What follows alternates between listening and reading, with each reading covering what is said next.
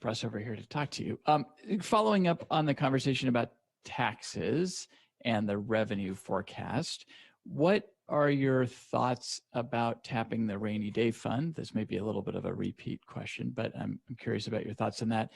And what are you expecting, especially Representative Orcutt, what are you expecting the revenue forecast to bring tomorrow? Well, it's hard for me to make a prediction as to exactly how much it's going to be. The fact that we're up 763 million since above what we're expecting in November suggests that it's going to be a pretty significant increase. And I would say, we need to wait and see what the numbers come in and get the next balance sheet and see where we're at, the budget outlook, and see where we're at. I would rather we used a little bit of reserve in this COVID crisis than to increase any taxes. I'll jump in there. I think I want to speak for the state economist. He'll tell us tomorrow, but I wouldn't be at all surprised if the increase is north of $3 billion over the 4 year. It could be, I think, as high as $5 billion. If you just prorate it out, it's a big number. And I would say a couple things. One, I don't think based on that it's necessary to use the rainy day fund, and to the extent we don't need to use it, we shouldn't. There's no guarantee we don't have another crisis in our near future of a different sort. So we have the opportunity to stay prepared. We should stay prepared. And then the last thing I'd say is, in both the Senate Republican budget that was proposed and the House budget, I believe, we proposed moving the sales tax on motor vehicles to transportation. I think if the increase is that big, it absolutely gives us the flexibility to rethink how we fund transportation. And we know our current system doesn't work. We know by moving that's on the order of $24 billion over the next 16 years into transportation. And we know our transportation system badly needs that sort of investment. So I think this is a huge opportunity for us to rethink not only the operating budget and whether we use the rainy day fund or not, but also think, how do we rebalance our finances for better stability in the future? Okay. Austin, do you have a follow-up? Just briefly, and maybe just one of the members could respond to this, but I've heard your arguments against the capital gains tax. One of the arguments we hear from Democrats for it is this is a tax on the very wealthiest Washingtonians. It wouldn't even kick in until you were making a gain of over $250,000. Why not ask the wealthiest who have managed through this crisis pretty well based on the numbers we've seen from Forbes? Why not ask them to pay a little bit more? Like, why protect them from this tax? Austin, this is Ann Rivers. I don't think it's so much protecting the uber rich as it is protecting the middle class in Washington state. We know that they are going to be collecting our federal income tax form to see if we owe the tax or not. And we also know that communications have been FOIA'd from members who say this is really just the step to find out how much we could get from an income tax, or this is our way of getting an income tax by a simple majority, because they feel strongly that the Supreme Court, and why wouldn't they think this considering the State v. Blake decision, they feel that the Supreme Court is now poised to vote in the affirmative on their position. So this is not about the uber rich. This is about protecting the middle class in our state. And I would absolutely agree with that, because I do believe that this is the inroads to an income tax that will come down and eventually hit middle income individuals, and maybe even a little bit lower down than just middle income. So I think once they open the door for this tax, it will be expanded and expanded and expanded to collect more money. Every time we have excess revenue, they're still looking for more. I mean, look at 2019. All you have to do is go back 1 year to when we wrote the 2018 biennial, the supplemental budget. We got to 2019 and we were expecting $6 billion more revenue, and they still raised taxes by $2.5 billion. So it's a question of how much is enough. And I can tell you that the people out there, the citizens out there that are talking to me, they say it's enough. You've got way too much. You do not need more. We can look at doing tax relief with the revenues that we've got coming in now. And so if this is an issue of our tax code being regressive, then lower taxes on everyone, or at least lower taxes on the most regressive taxes. So sales tax, why aren't we lowering that? What about the property tax? Why aren't we lowering that? I've got a bill out there to do that. Would actually take us down more in line with what we were expecting when we did the McCleary decision. We're pulling in way more in property tax revenue than what we expected when we passed the McCleary fix. So why not do property tax relief? That would help everybody. It would help the lower income. It would help the middle income, because I'm hearing from a lot of middle income people who are very concerned about it. You don't need to tax the rich to give tax relief to middle and lower income individuals.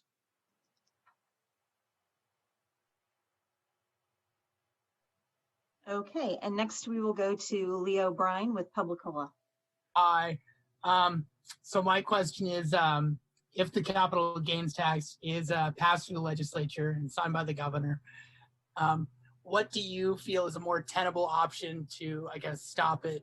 Taking it to the Supreme Court or getting a referendum measure going? Well, one thing that we should point out is it would be a violation of ethics for us to advocate for a ballot measure. So you're not going to see us advocating for one thing or another. And I guess I'll make an observation that I think that those that oppose this, and by the way, income tax has failed repeatedly on the ballot, and polling that many of you or your organizations have done have consistently shown that pretty strong majorities of the public have exactly the same concerns that Senator Rivers and Representative Orcutt just articulated. And I think that the public and those who are most interested will adopt all of the above strategy to do everything that they can to, make sure that it doesn't happen. And I will just add that the chair of the Finance Committee yesterday during the committee hearing said that she was sure this was going to be litigated. It was a statement she made during committee.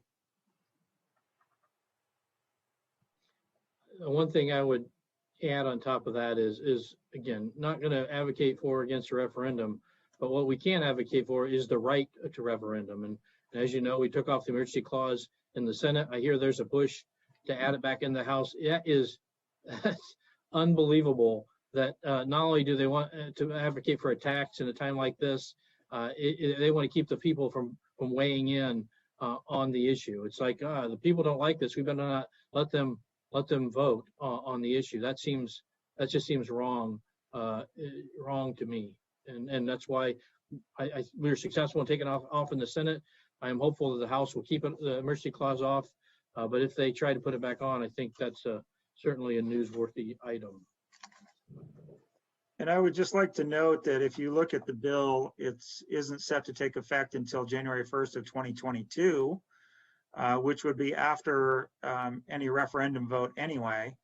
And then the first revenues would not be coming in until 2023, which would be near the end of the biennium anyway. So it's not necessary for the purpose of writing the 21-23 biennial budget. So there's no reason why it could not go to a referendum. Leo, did you have a follow-up? No, thank you. Okay. And next I'll go to Sarah Gensler with McClatchy. Thanks, Kim. So there's a group of lawmakers working on understanding the Blake decision and what the legislature should do in its wake. To what extent are members of your caucuses involved in those discussions, and what would you like to see come out of that work? And I would especially like to hear from you, Senator Brown, on this one. with Lewis County considering taking local action? So I assume the group you're referring to is the one that came up in the media, the Senate Democrat or the Democrat media availability yesterday. I would tell you that's Yes. a group that we have not been invited to, disappointingly. We are certainly watching this pretty closely. We have a lot of concerns for public safety, for the cost of the state, for the individuals. I mean, we have folks who are willingly participating in drug court, trying to, change their substance abuse behavior for the better, and now they're essentially going to be out of luck, and that's I would say a humanitarian issue as well. So lots of issues here. It's not at all surprising given kind of the unwillingness of the majorities to take quick action on this, that locals, including in my district, are deciding that they're going to deal with it themselves. And I'm supportive of that. This is a true public health, public safety issue that we should be dealing with, and instead we're kind of looking at the floor, and that's frankly disappointing. And again, if there is more going on that I don't know about, it's because we haven't been invited. Sarah, this is Ann Rivers. We actually have a bill offered by one of our members, Senator Patton, in an attempt to address the issue. It is necessary to implement the budget, and so it remains alive. I do know also that Senator Hobbs and Senator Mullet presented something but couldn't get a hearing from Senator Peterson on their bill. But this is, as Senator Braun pointed out, a humanitarian crisis. And I know for myself, our house here in La Center, for the first time that we've ever been here, was prowled. And but for the fact that that we have security, who knows what might have happened. People who leave their doors unlocked shouldn't anymore, because we have released people with significant habits who will stop at nothing. We've seen the catalytic converter theft. The construction sites are reporting wire theft. Even though we have significant laws in place at the metal recyclers, it's not enough. And so for us to not have these individuals in treatment is, in my estimation, criminal.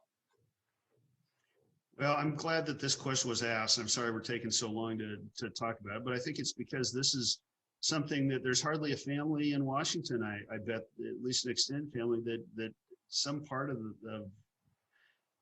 the horrible downside of drug abuse hasn't touched. And certainly my family's experienced some of that.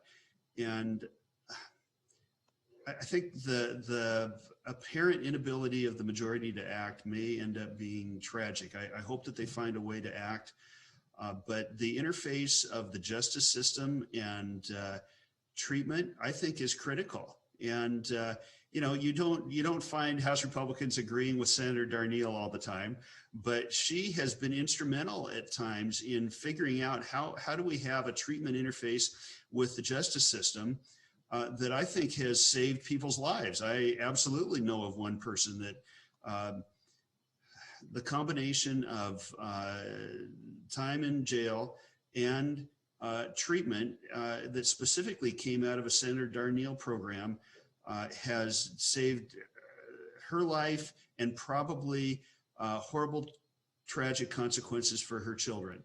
And to just throw all of that out is potentially a huge mistake. And in the House, Representative Mossbrooker and some of her Republican colleagues will be rolling out a series of bills that are not just, a simple fix, but trying to look forward and accomplish positive things are coming out. And I hope that the Democrats will either pick up those bills or go ahead with a positive approach that recognizes that this is too complicated a problem for just one system to address.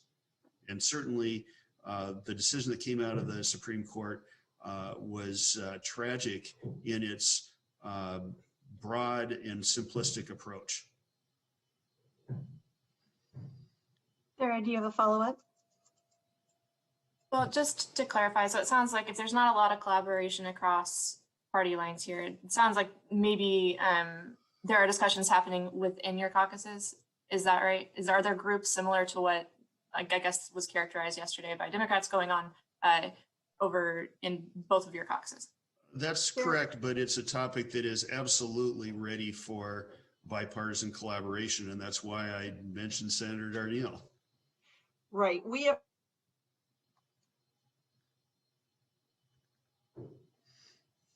Oh, she froze up on us. So I guess I should be clear, because I was talking in response to the meeting that was mentioned in any in of the demo. media availability yesterday, and we're not included in that. We have worked pretty closely with, to Senator Rivers' point, with Senator Mullet, Senator Hobbs. So there's at some level some bipartisan work going on, but not bipartisan work that is able to bring that bill to a vote. And that's the real challenge, is there's been nothing offered by the majority that they're willing to bring to a vote, and certainly no offer by the majority to include us in discussions on a bill they're willing to bring to a vote.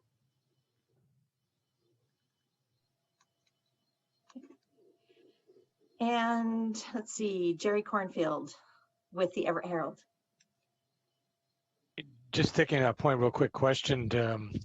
Senator Braun, Lewis County is contemplating a local ordinance. Marysville up in Snohomish County passed an ordinance. It did sound like the Democratic senators are looking at a state preemption to keep cities and counties from acting to make it a drug possession, a crime, and leave it just to the state. Do you folks support a state preemption on this issue? Well, not if we're not in the current situation where the state refuses to do anything material to address the issue. So if the state was willing to act and act thoughtfully and responsibly to address this statewide, I think it'd be open for discussion. But in the current circumstances where they're really not willing to take the issue on in a material way, no, I think the locals should be free to address it. I mean, they're the ones that are going to have to deal with the terrible or results of this decision. They're going to have to deal with the public safety issues. They're going to have to deal with the humanitarian issues I mentioned before. They should have the freedom to address the problem if the state won't act. And so far, state has not acted. Jerry, do you have a follow-up?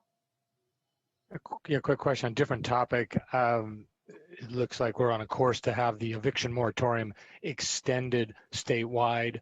I'm wondering, with this extension, will your caucuses seek to add language for some form of means testing as the economy picks up, as more go to work, and some means testing of renters who have not paid or are and continue to not pay their rent? Yeah, you've already seen major efforts in that direction from the House Republicans. And, I think there's a variety of concerns here. First of all, there's the simple fairness for people that are providing rental housing, many of whom are of modest means themselves and may lose their property, which they rented out in good faith. And if we're going to have an extension, then it should be for those who truly need it rather than people that are opportunists. And just like I think a tiny percentage of landlords may misbehave, I don't think it's the vast majority of renters that misbehave. It's a small percentage, but they can do great damage. I think the other thing that we have to be thinking about is this is going to be a hard thing to unwind. And the longer this goes on, the harder it is to unwind it.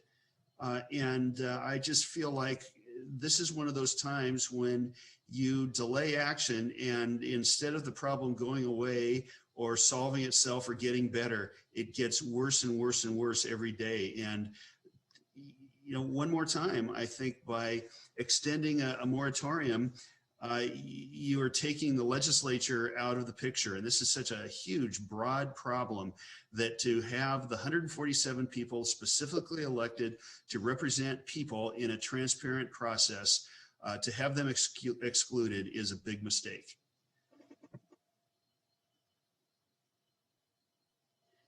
Okay, and our final question, it looks like, comes from Drew Mickelson from King 5, who was not able to switch over, but he sent me his question in advance. So it goes back to the State versus Blake decision, and he asks, if those who are wrongly convicted are due refunds, how much is that going to cost the state? So back of the napkin work, the entire thing could be $92 to $136 million. And those are just rough estimates. That doesn't include the cost of pro tem judges who would have to pick up the issue. So it's a significant price tag. Okay.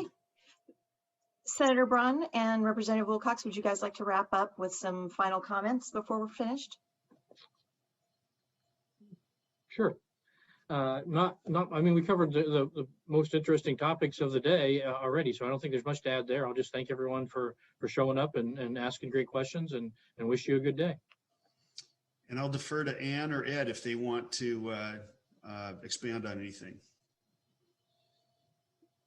Nope, thanks for coming. Thank you, everybody. See you next time.